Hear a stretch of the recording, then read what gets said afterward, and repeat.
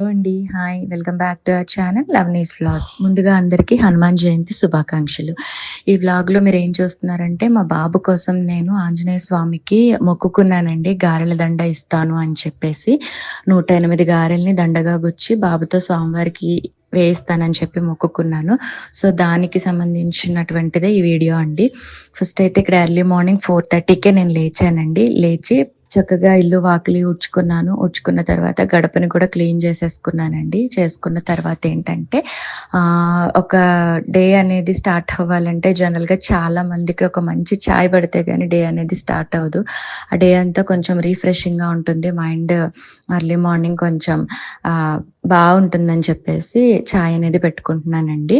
చాయ్ పెట్టుకొని తాగేసిన తర్వాత మంచిగా ఇంకా తలస్నానం అయితే చేసుకున్నాను. తలస్నానం చేసి ఇంకా నెక్స్ట్ మిగతా పనంతా కూడా స్టార్ట్ చేశానండి నేను. ఎట్లా అంటే ఫస్ట్ ముందే గడప, గుమ్మం అంతా క్లీన్ చేసుకున్నాను కదా! ఫస్ట్ అయితే ఇంటి ముందు మంచిగా ముగ్గు వేసుకున్నానండి.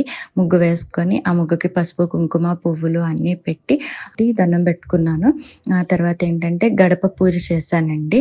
మంచిగా గడపకి పసుపు రాసి, కుంకుమ, బియ్యపు పిండితో ముగ్గులు వేసి, ఆ గడపకి పువ్వులు పెట్టి గడప పూజ అనేది చేసుకున్నానిక్కడ.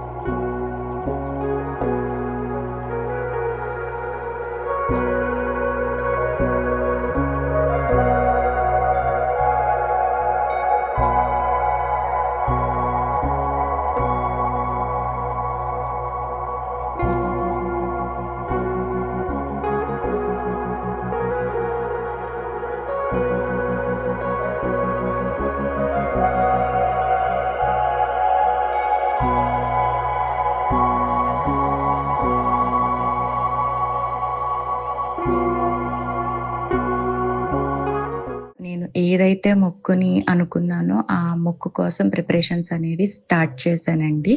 అది ఎలా అంటే, ఆ రోజు ముందు రోజు నైటే నేను మినపప్పు అనేది నానబెట్టుకున్నానండి. నానబెట్టేసుకున్న తర్వాత ఆహ్, పప్పుని గ్రైండర్‌కయితే వేసుకున్నాను. ఫస్ట్ ఏంటంటే, ఈ పూజ, ఈ ముగ్గులు ఇవన్నీ అయిపోయిన తర్వాత నేను ఆ ప్రాసెస్‌లోకయితే వెళ్ళాను. పప్పుని మంచిగా గ్రైండర్‌లో వేసుకొని గారెలు వేయడానికి సరిపడేట్టుగా పిండినైతే ప్రిపేర్ చేసుకున్నానండి. ఆ ప్రిపేర్ చేసుకున్న పిండినంతటిని ఏం చేశానంటే స్వామివారికి నా మొక్కు కోసం అని చెప్పేసి గారెల్ని వేయడం స్టార్ట్ చేశాను. ఇక్కడ మీరు చూస్తున్నారు కదా! తొందరగా అయిపోవాలి, మళ్ళీ పిల్లలు లేస్తే పని అవ్వదు అని చెప్పేసి 2 బాండీలయితే పెట్టానండి. 2 గిన్నెలను పెట్టేసి అందులో ఆయిలేసి ఫస్ట్ హీట్ చేసేసుకున్నాను. చేసేసుకున్న తర్వాత ఇంకా గారెలు వేయడం అనేది స్టార్ట్ చేశానండి చిన్న చిన్నగా. చిన్న సైజులోనే వేశాను. మరీ అంత పెద్దగా కూడా వేయలేదు. మళ్ళీ వెయిట్ ఎక్కువైపోతుంది కదా అని చెప్పేసి గారెల్ని మరీ చిన్నగా కాదు, కొంచెం అటు పెద్దవి, ఇటు చిన్నవి కాకుండా మీడియం సైజులో గారెలనేది వేశాను. టోటల్ 108 గారెలు రావాలండి. అలా వచ్చే విధంగా గారెలన్నిటిని ప్రిపేర్ చేసుకున్నాను.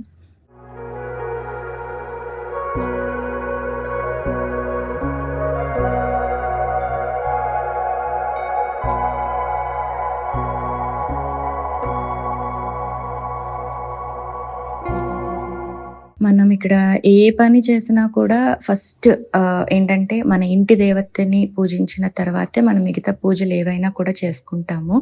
అలానే నేను కూడా ఏంటంటే ఇక్కడ ఫస్ట్ మా ఇంటి దేవత ఆహ్, కి దీపం పెట్టేసుకున్నానండి మంచిగా. చిన్నగా కొంచెం ప్రసాదం పెట్టేసుకొని దీపం ముట్టించేసి హారతయితే ఇచ్చేసాను.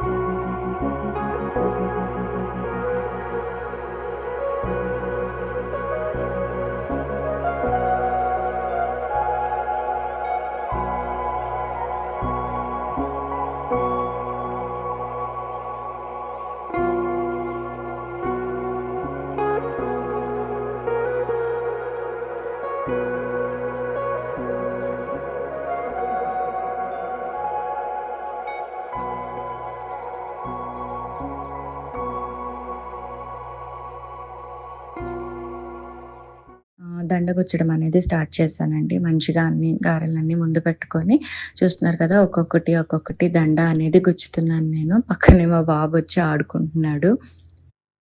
మంచిగా వాడికొక గారిచ్చాను. అది తింటూ ఆడుకుంటున్నాడండి. అప్పుడే లేచొచ్చాడు. సో, హుహు. మంచిగా ఆడుకుంటున్నాడు.